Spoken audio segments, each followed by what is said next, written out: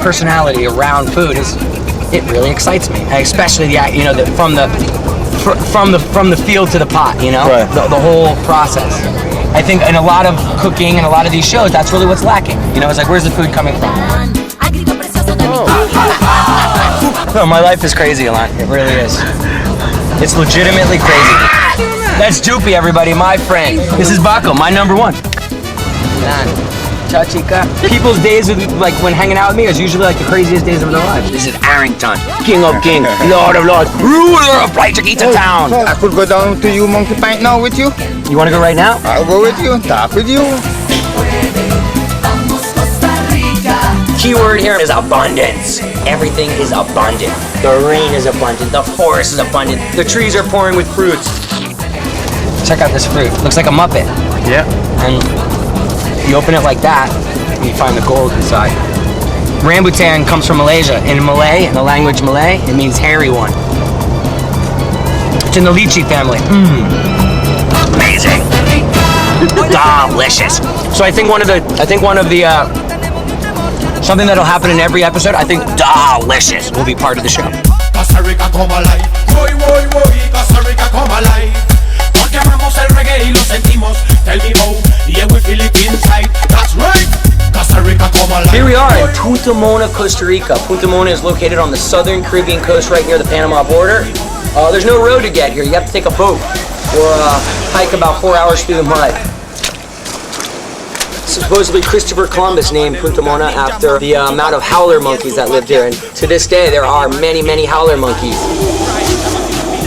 To live out here, it's off the grid. You need to learn sustainable techniques of living, and we had to do that. It's like anything that we didn't grow, we had to buy, and if we had to buy it, we had to hike it in. Here in Punta Mona, they practice a philosophy called permaculture, and it's about using less energy. Everything grows wild somewhere. And it grows perfectly. It doesn't need fertilizer, it doesn't need mulch, it doesn't need composting, it doesn't need anything. So how can we recreate our gardens and our farms to work for us? How can we work with nature rather than against nature? And that's one of the main principles of permaculture.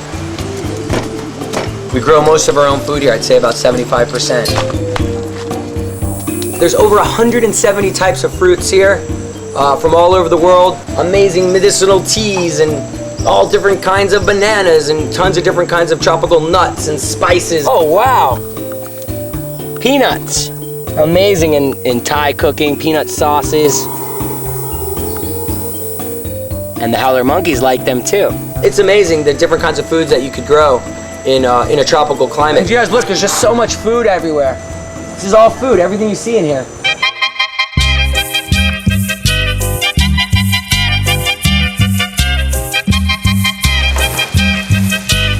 So today for lunch, we're gonna be eating rundown. And rundown is whatever you run down that day, stewed in coconut milk. Back in the old days, there was so much turtle and fish and manatees and wild pigs and giant jungle rodents. And basically whatever the people ran down that day, stewed in coconut milk. Here, Punta Mona, we're vegetarian, so we don't put all those weird exotic things in it.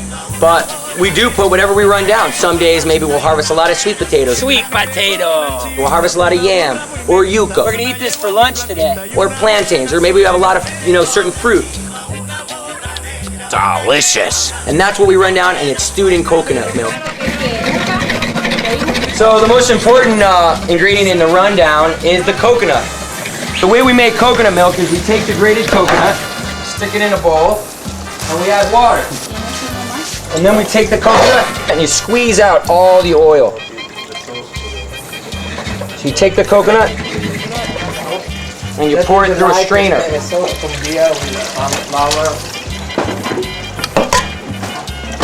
And you squeeze out everything.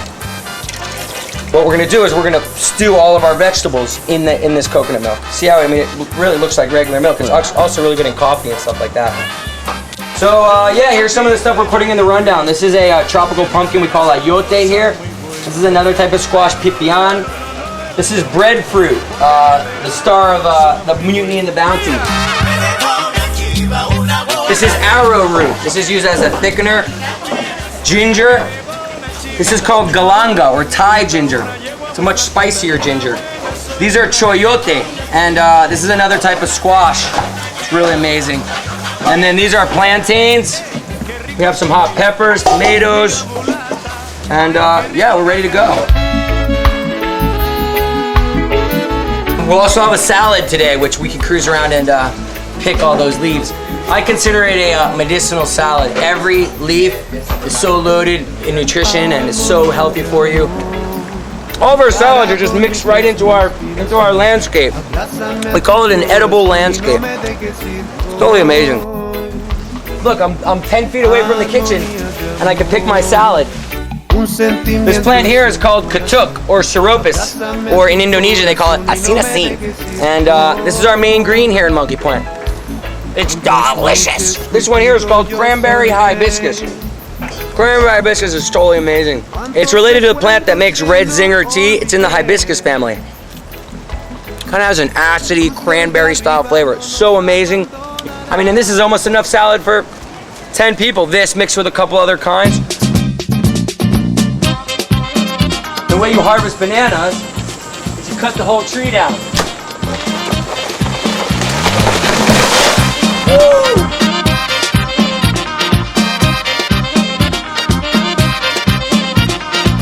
We fry them once, smash them, then we fry them again. When you fry things, the more surface area that there is, the crunchier they become. So that's the reason for smashing them.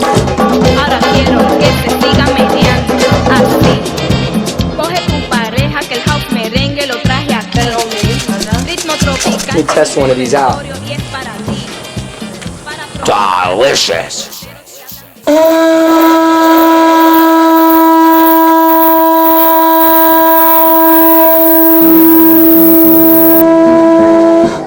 It's lunchtime. So here we have our rundown, or our coconut stew. We have toasted coconut, amazing salad with coconut, carrot, miso dressing, and patacones. Buen provecho. Óyeme bien, mi plegaria que nace del dulce amor.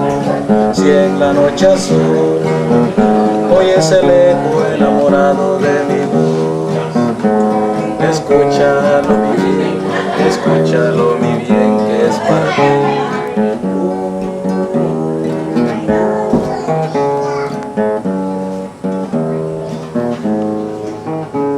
Esperando Dan Baco, nuestro capitán.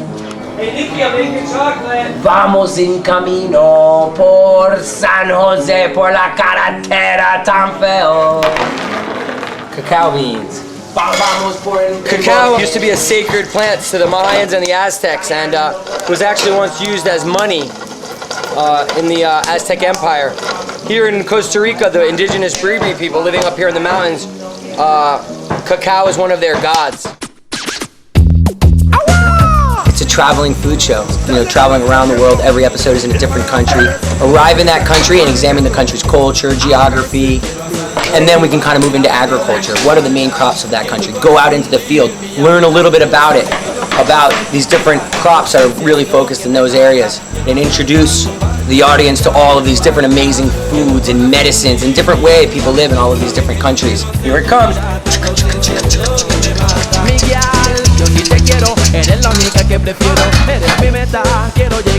And it's all delicious.